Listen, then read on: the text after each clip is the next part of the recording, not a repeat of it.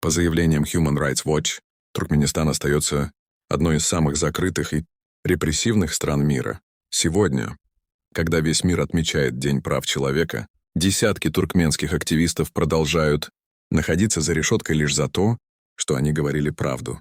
Мурат Душимов, Мансур Мингелов и Алиберде Аламурадов — люди, которые мирно критиковали власть, рассказывали о нарушениях и просто защищали достоинство своего народа.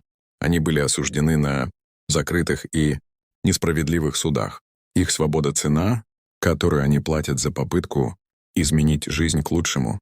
Но репрессии не ограничиваются границами Туркменистана. Даже те, кто пытался укрыться за рубежом, не в безопасности. Активисты Алишер Сахатов и Абдулла Орусов были задержаны в Турции, а затем бесследно исчезли. Их местонахождение неизвестно по сей день.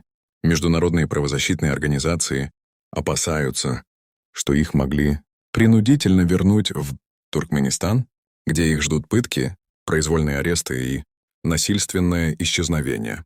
Равшан Клычев, Фархат Майманкулиев и Саддам Гуламов — другие активисты, которые были принудительно возвращены в страну и получили длительные сроки заключения.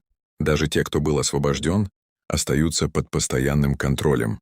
Нургельде Халикову запретили выезд за границу после сфабрикованного обвинения, юристу Пегамбергелде Аллабердыеву закрыли доступ к международным поездкам на 5 лет.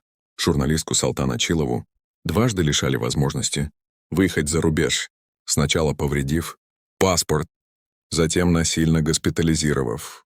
Это не отдельные случаи, это системная политика.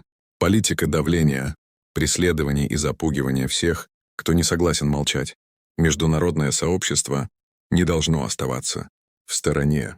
Сегодня ответственность поддержать тех, кто борется за свободу, за право говорить, за человеческое достоинство. Пока в Туркменистане люди сидят в тюрьмах за свои убеждения, пока активисты исчезают, пока критиков власти заставляют замолчать, мы обязаны говорить. Эти люди пожертвовали слишком многим, и День прав человека должен стать напоминанием. Борьба за права — это не праздник, это ответственность. И пока свобода не возвращена тем, кто несправедливо заключен, эта борьба не окончена.